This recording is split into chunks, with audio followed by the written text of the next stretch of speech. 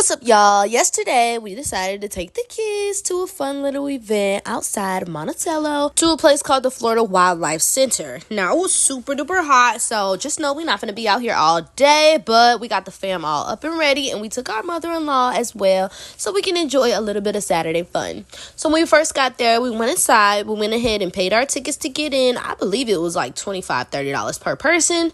We ended up getting some fans, filling them up with water, and we began our animal excursion. So first, I'm not going to lie, y'all, I don't know the name of these animals, but they did have a sign naming all the animals that we saw, so we were learning about them as we went. The owls were super beautiful. They were looking at us like they got an attitude, so we kept spraying ourselves to cool down before we caught all that heat, okay? It was like 100 degrees out there, y'all, so we didn't mind even soaking ourselves up with the water and the fans. We saw a beautiful kangaroo. Now, she was the only one left. Her husband actually passed away a couple of weeks prior before we came. We received the email about his surgery going left, and he ended up passing away, which was so sad, y'all. But we did end up seeing some more other animals, and we just felt like these was the animals that was in Finding Nemo saying, Mike. Y'all, even Lele was getting sprayed with some water to stay cool, child. Then this was Toucan Sam. Let me tell you about these monkeys, baby. They was like little gremlins. They was over there beating on the glass trying to beat us up like they wanted to eat our face off if it wasn't there. I ain't gonna lie, all these animals out here act like they had a attitude, and they was real aggressive, like they was mad that they was out there, and it ain't our fault because we ain't put them there. But then I thought about it. We did put them there. We as in the people. They need to take these animals back to Africa where they came from and let them enjoy their real life in their natural habitat so they can go back to the wild country life and do what they do best. And that's supposed to be living young, wild, and free in Africa. And I just felt real bad that they had them in these cages. And I just feel like if people like us didn't buy tickets to this type of stuff, this wouldn't be open. But we did enjoy seeing the ghosts, and we bought some goat food. But then they was getting real aggressive like they ain't ate in 3 freaking years. Like, I'm trying to see what's going on really in here. So we did our due diligence and fed them all the food that we could before we left. Because, baby, like I said, it was hot out there and I was actually ready to go. So my kids told the goats bye. And before we headed out, we washed our hands, baby, when we headed to a Jamaican spot and got us some good old curry chicken, jerk chicken, and stew.